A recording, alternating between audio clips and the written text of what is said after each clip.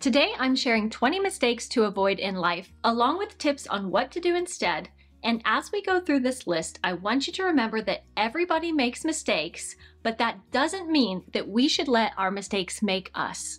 Hi friends, and welcome back to my channel. My name is Marissa and this is A to Zen Life, where I talk about the A to Z of simplifying your way to a life that you love. And after I turned 40 last year, I did a video about the top 20 life lessons that I've learned over the past 4 decades. And I thought to celebrate my birthday this year, I'd flip the coin and share a list of 20 mistakes to avoid on the path to building a happier, richer, and better life. And if you can't avoid these mistakes, don't worry, because I'm also sharing tips and ideas on how you can navigate them without fear, guilt, or regret. And mistake number 1 on this list is trying to avoid mistakes at all costs, which is kind of ironic given that this is a video about not making mistakes. But the thing about life is that if you go through it trying to avoid mistakes entirely, at the end of your life, you're likely to look back and regret not doing all of the things that you wanted to do. The other day, I saw a quote on Instagram that made the observation that we tend to think of failure and success as opposites,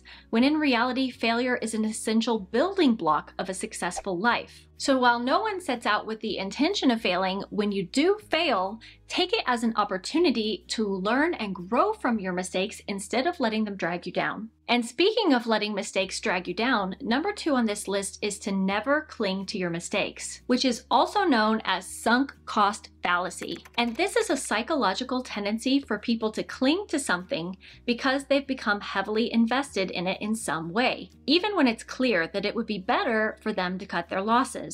You see this a lot in the stock market where people are reluctant to sell at a loss, but this mindset can also keep you trapped in a job that you hate because you put so much time and money towards getting the college education required to land that job. And I've experienced this myself in relationships where I would convince myself to stay even though I was unhappy or being mistreated because I felt fearful or guilty when I thought about all of the years that I'd spent with that person already. I know it's hard to do, but in times like this, you have to learn to stop clinging to your mistakes and realize that any investment that you've made, whether it's in time, money, or emotions that you've poured into something, are all in the past. And you shouldn't let that hold you back from cutting your losses and moving on. And speaking of cutting your losses, right now is the perfect time to cut your losses and break up with your overpriced wireless service and switch to Mint Mobile, who I've partnered with to bring you today's video. I made the mistake of sticking with my old phone plan at Big Wireless for way too long, and it ended up costing me a lot of money. But when I found out that I could get the same speed, coverage, data, and talk and text plan built on the nation's largest 5G network for a much lower price at Mint Mobile, switching to Mint was a no-brainer. Mint is built on the nation's largest 5G network, and they're able to keep costs low because they sell directly to customers like you and me online, which cuts out the middleman and helps us save more money. Switching to Mint is super easy, and thanks to their digital eSIM cards, you can get signed up and activate immediately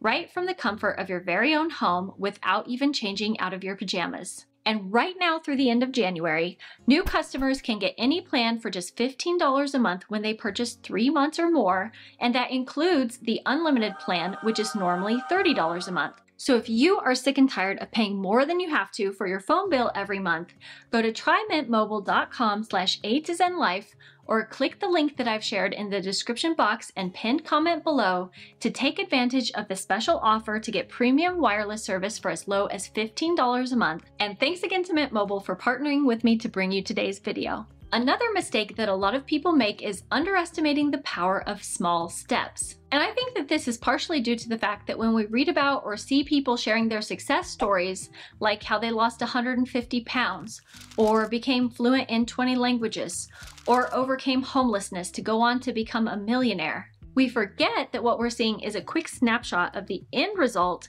and what we don't see are all of the small corrections that they made over the course of many, many years to get to that point. In fact, changing your life is a lot like flying a plane, where if you point the nose of the plane just a few degrees off course, at first you won't notice the difference, but by the end of the flight, you might end up landing in Washington, D.C. instead of New York City like you expected. So never underestimate the power that you have at any given moment to make small changes and take your life in a completely different direction. Mistake number 4 on this list is to never say never. I can't tell you how many times I've said that I would never or could never do something, only to later turn around and do that exact thing. So, never say never.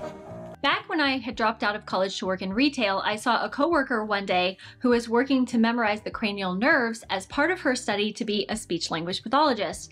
And I said to her, I could never do that. That looks way too hard. And then I ended up going back to college, switching my major from English to speech-language pathology, and graduating magna cum laude from one of the top SLP programs in the United States. And then I remember one time in college, my roommate forced me to watch this random girl on some weirdo website called YouTube, and I still remember the exact video and how the girl was sitting there in a bright blue shirt and she was telling a story and making a lot of silly faces, and I said to my roommate, I could never be brave enough to put videos of myself on the internet.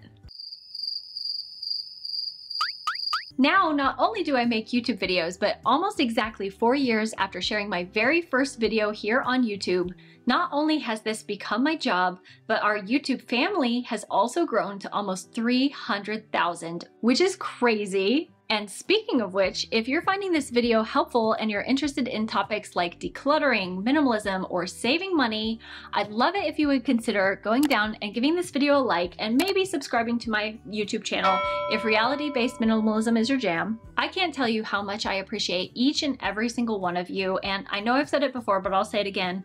Y'all are the wind beneath my wings, and I do so appreciate all of your likes, comments, and support. Okay, that's enough cheesiness. On to the next item on this list, which is forgetting to water your own grass. Everyone's journey is different, and spending too much time comparing can make you feel really down or bad about yourself. It's easy to look over the fence and think that someone else's grass looks greener, but remember, the grass is greener where you water it. So here's a gentle reminder to put your attention towards cultivating life on your side of the fence instead of seeking greener pastures elsewhere. Mistake number 6 is saying yes to the things you ought to say no to. All too often, we agree to do things that make us uncomfortable or that we don't have time for or want to do instead of saying no. Maybe it's because you want to be liked or feel needed, or maybe because you're a people pleaser and you're afraid of hurting or disappointing someone, or you just want to avoid conflict at all costs. But being able to say no is essential to personal boundaries and well-being. It helps us protect our time and energy, stay true to our values and beliefs, and better prioritize ourselves and the things we care about. So if you've made it a habit to say yes to everything and everyone up until now, I would encourage you to try resetting your default answer to no and save your yeses for the things that actually matter to you and align with your goals or add joy and value to your life. The next mistake on this list is wasting too much money on stuff instead of spending it the right way, which is putting your money towards doing things instead of having things. Studies have found that when it comes to spending money, happiness doesn't come from purchasing material possessions, but rather through spending money on things like experiences, hanging out with the people we care about, or even finding ways to buy back your time. I actually just did a video on this topic, and I will link that up here for you in case you're interested to know more about the research behind that. But basically, it all boils down to spending your money on doing rather than having. Mistake number 8 is getting stuck thinking too much about the past or the future. And there's this quote that I came across that really hit home for me, and it said, if you are depressed, you are living in the past. If you are anxious, you are living in the future. If you are at peace, you are living in the present. And it's incredible how accurate that is. After losing my parents and my childhood home in my early 20s, I felt like I was constantly bouncing back and forth between feeling depressed about what I had lost and anxious about what my future was going to look like. But one day my therapist said to me, Marissa, you spend too much time thinking about the past and the future, and you need to realize that neither of those things exist and all you have is this moment right here and now. And her words hit me like a ton of bricks because I'd never thought like that, you know? So part of my healing journey has been to learn how to let go of the past and stop worrying about the future. so that I can be more present and appreciative of the life that I have right here and now. The next mistake on this list is always going for instant gratification, which usually looks like choosing things that are easy and pleasurable instead of what we know is right and good for us. Things like eating junk food instead of making a healthy meal for yourself, or doom scrolling on Instagram for hours instead of going to bed at a decent time to get enough sleep. More often than not, the things that are good for us are difficult and take a long time to achieve, while the things that aren't so good are quick, easy, and temporarily satisfying alternatives. However, almost any goal worth reaching for requires time, effort, and dedication, whether it's getting in shape or trying to save $10,000 to pay off your credit card debt.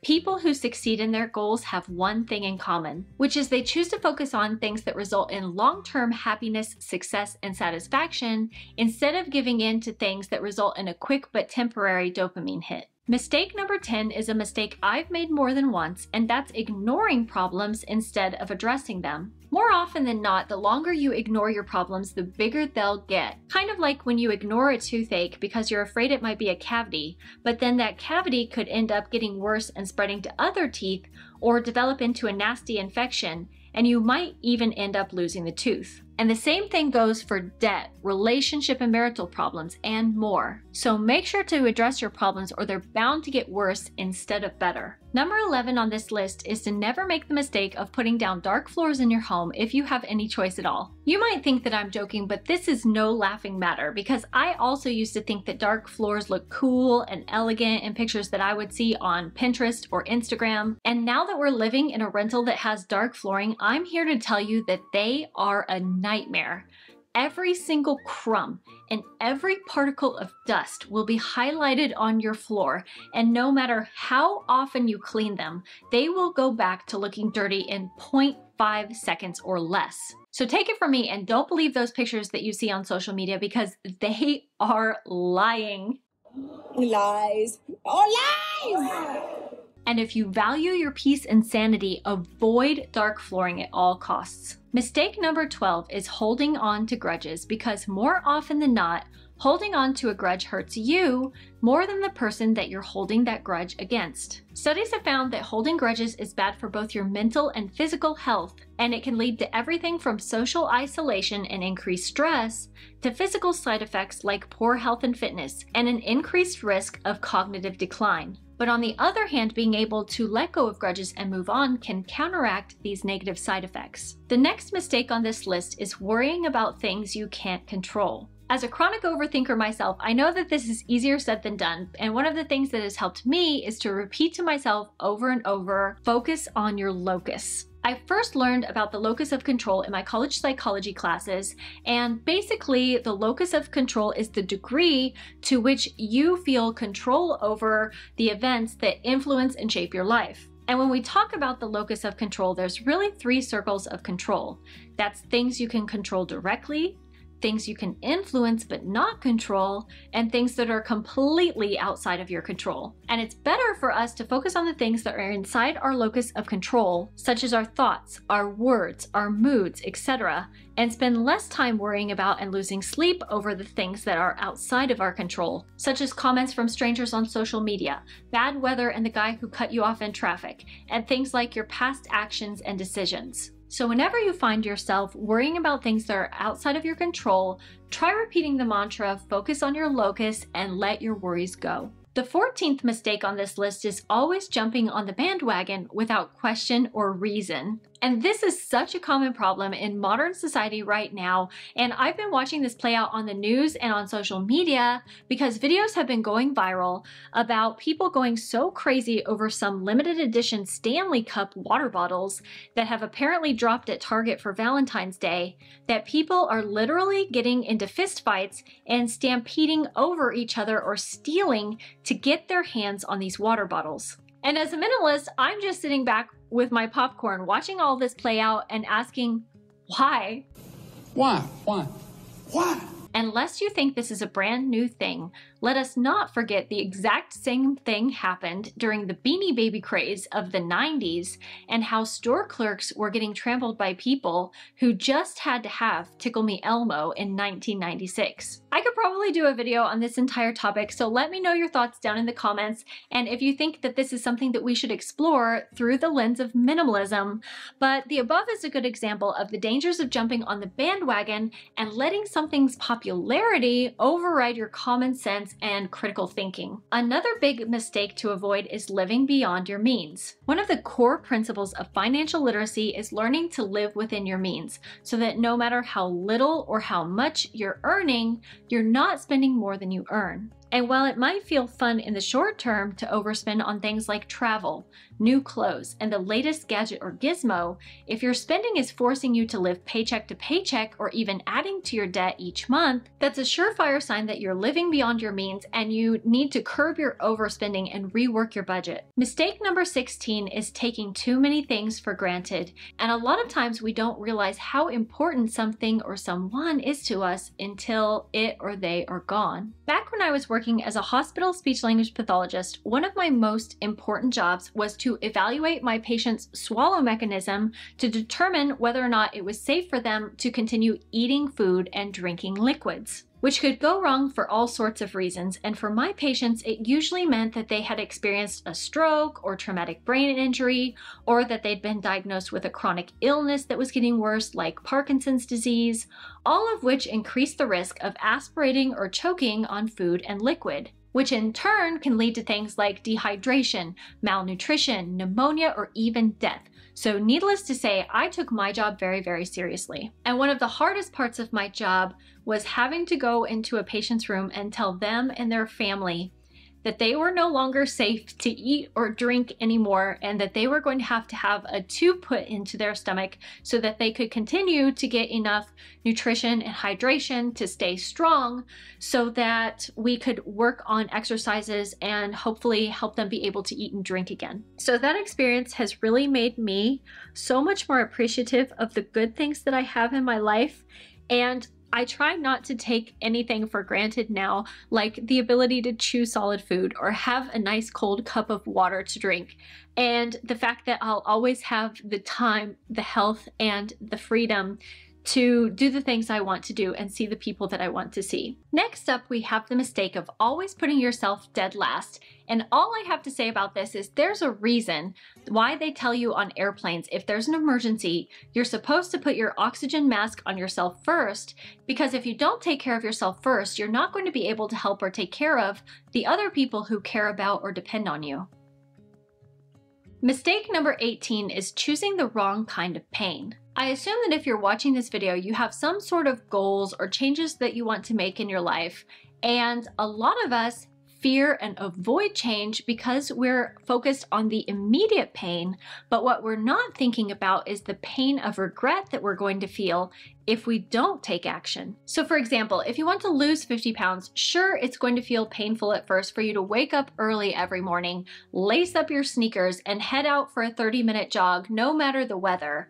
But if you don't do those things, 1 year from now, you risk looking back and feeling pangs of regret that you didn't take those steps back when you wanted to. And this applies to everything from losing weight to landing your dream job to decluttering your home. So ask yourself if you'd rather suffer the growing pains that come with making changes now, or the pain of regret that comes later. The 19th mistake on this list is using negative self-talk and getting down on yourself. Because your words have power, and the more you repeat the same things to yourself over and over, the more you'll believe them. So if you find yourself saying or thinking things like, "I'm bad," "I'm lazy," "I'm pathetic," and "no one will ever love me," it's time to work on changing your negative self-talk and healing the relationship you have with yourself. One trick I've learned is to take a picture of yourself when you were a child and then post it somewhere you'll see it every day, like your bathroom mirror or in your office above your desk. And whenever you catch yourself saying these things, remind yourself that you're also saying it to the younger version of you. And try to speak to yourself with more self-love and compassion instead. And finally, the last mistake on this list is forgetting that life is a journey and not a destination. And even when you have hopes, dreams, and goals for the future, don't forget to enjoy the process of getting there, and that there's still plenty of life left waiting to be lived on the other side of those plans. I hope you enjoyed today's video, and if you want to find out more about the 20 life lessons that I shared in last year's video, you can go watch that right here, or I'll see you next week. Until then, take care. Bye-bye.